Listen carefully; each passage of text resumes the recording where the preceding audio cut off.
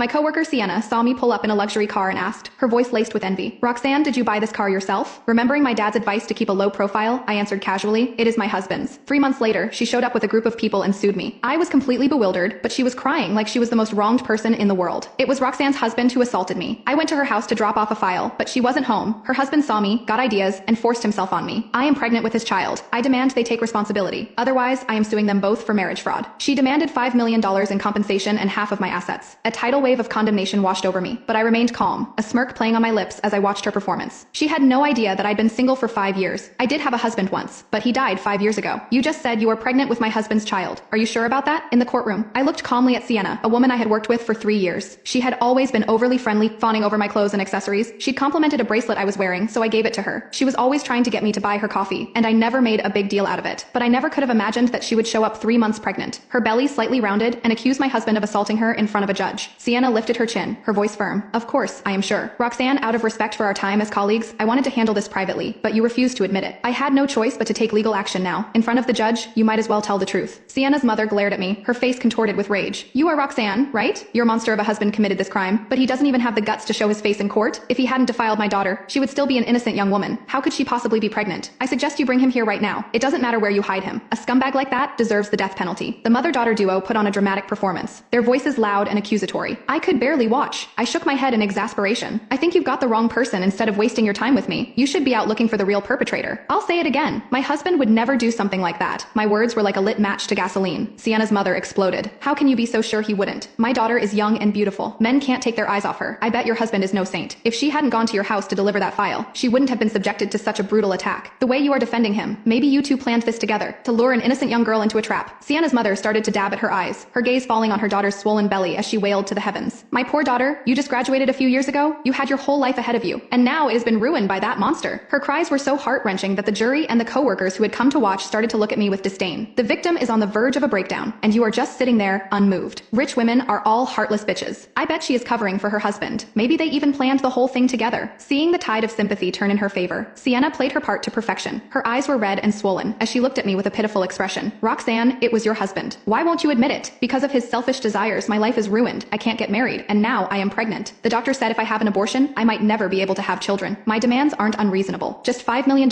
for emotional distress and a share of your assets. After all, I am carrying your husband's child. Your family is well off. Can't you spare that much? A smirk played on my lips. There it is. The real you is finally showing. This has always been about money, hasn't it? Just pin a crime on me that is impossible to disprove.